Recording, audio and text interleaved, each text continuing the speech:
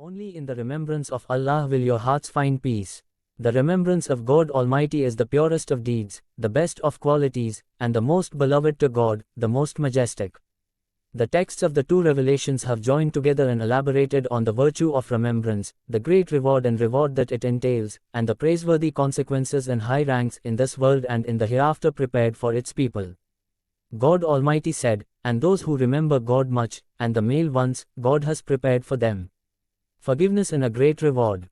The remembrance of God Almighty pleases the most merciful, increases faith, expels Satan, uproots worries and sorrows, and fills the soul with pleasure and contentment. The heart is revived from its death, and it comes between a person and his forces, and he awakens from his slumber, and it is a reason for the body's activity and strength, and the face's freshness and prestige, and remembrance connects the remembrance to the remembrance, until the remembrance becomes remembrance.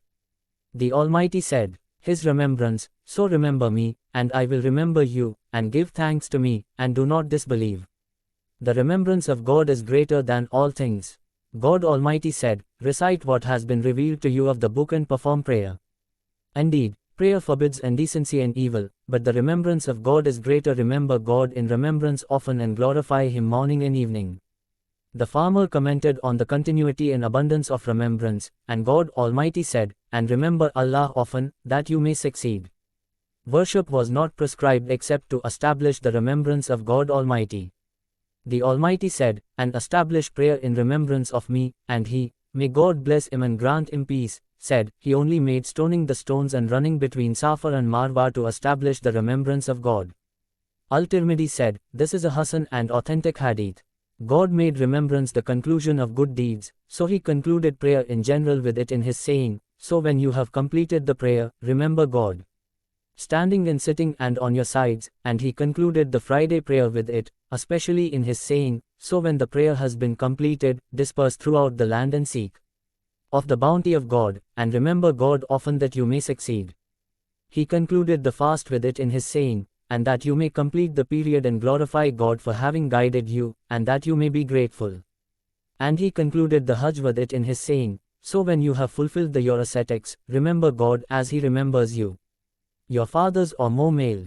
And whoever's last words are, 'There is no God but God,' he will enter paradise, as was proven on the authority of the Chosen One." Dhikr has many great benefits, and great benefits. The mind is unable to comprehend its blessings, and the sight is cut short without the horizon of its sky, and the place is limited to count them, encompass them, or investigate them, for dhikr brings lost blessings, and preserves blessings existing. Among the advantages and benefits of dhikr is that it gives life to the heart, for it is like sustenance, and whoever abandons it is abandoned and detested. If the servant loses it, he becomes like a lifeless body, or dormant ashes, and his building becomes like ruins, and his approach to his goals is like a mirage. The two sheikhs narrated on the authority of Abu Musa, may God be pleased with him, who said, "The Prophet, may God's prayers and peace be upon him, said, like one who remembers his Lord. He who does not remember his Lord is like the living and the dead." Among them, it causes the remembrance to be close, and without it, he feels lonely and alienated. The extent to which he remembers God Almighty, the nearness of the servant to him will be just as remembrance bequeaths the servant to watch over God until he thus reaches the level of benevolence, so he worships God as if he sees him. Among them, that remembrance is a reassurance for the hearts, and a close connection with the signs of the unseen. The Almighty said, "Indeed, in the remembrance of God do hearts find reassurance." Al-Ra'd 28. Among them, God boasts about those who remember his angels. Muslim narrated in his Sahih on the authority of Muawiyah, may God be pleased with him, that the Messenger of God, may God's prayers and peace be upon him, went out to a group of his companions and said, "Why are you sitting there?" They said, "We sat remembering God and thanking him for what he has done. He guided us to Islam, and those who brought it upon us, said, by God, no one has made you sit except that one." They said, "By God, we did not sit with anyone but him." He said, "As for me, I did not appoint you as your successor out of any accusation against you, but Gabriel came to me and told me that God Almighty boasts about you to the angels."